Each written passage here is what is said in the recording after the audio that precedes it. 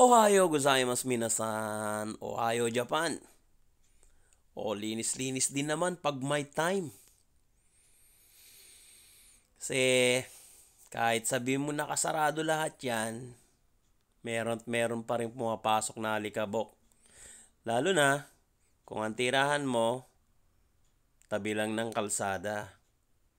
Siyempre hindi maiwasan kasi laging may nadaan na sasakyan. So papasok at papasok pa rin ng alikabok, sumisiksik pa rin. Kaya nga pinandar ko na tong vacuum at maumpisahan na din. Kasi minsan makati sa balat, nararamdaman ko parang ang hirap puminga dahil nga sa alikabok. Ganyan lang ako dito, kabayan. Linis. Linis, linis. Wala naman pwedeng asahan kundi ang sarili mo. Kaya pag nag-abroad ka, asahan mo, silbihan mo ang sarili mo. Walang ibang tutulong sa'yo kundi sarili mo. Pag nagkasakit ka, sarili mo. Kaya dapat pag nag-abroad ka, palagi kang malakas pero hindi rin maiiwasan. May mga pagkakataon na mahina rin ang ating katawan. Pero ipanalangin mo sa Diyos na lagi kang malakas. Kasi pag hindi ka nakapasok, sayang, walang bayad.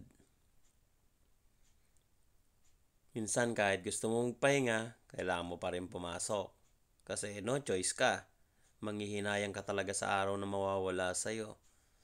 Lalong-lalo na kung ang isipin mo at may isip mo na napakamahal din ng mga bilihin dito. Etong tinitiran ko nga dito, nagkakalaga ng 3.5 lapad. So pag kinonvert mo yan sa peso, para ka nang tumira sa condominium na sikat sa Manila. Ganyan ang presyo niya ng tirahan dito. Saktong-sakto lang sa'yo. So guys, ayan lang palang tirahan ko. Ganyan lang siya kalaki. Yung pintuan doon, kusina na yan. At andyan na rin yung CR mo, bathroom mo.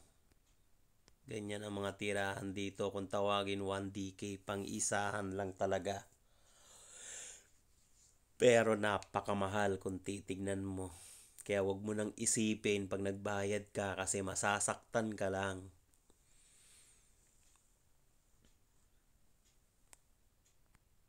Tapos pababa ng pababa pa ang yen. Diyos ko Lord, sana naman bumalik sa dati para makaraos-raos naman kami. Hirap talaga pag mababa ang yen. Minsan, di mo na makayang ngumiti pa. Kasi hindi naman nagbabago ang padala mo. Sa Pilipinas, ganun din ang charge fee. Hindi nagbabago. Tapos ang yen iisipin mo, napakababa.